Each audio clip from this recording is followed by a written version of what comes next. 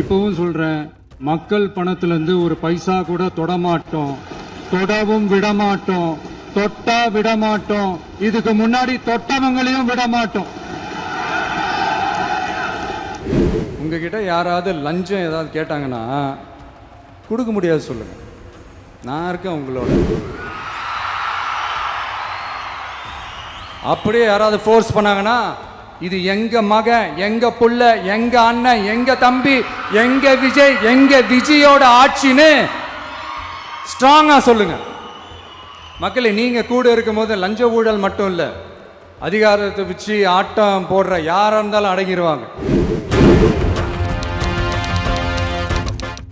லஞ்சம் தொடர்பான புகார்களுக்கு தொலைபேசி எண் 9498180936. தமிழ்நாடு அரசு அறிவிப்பு.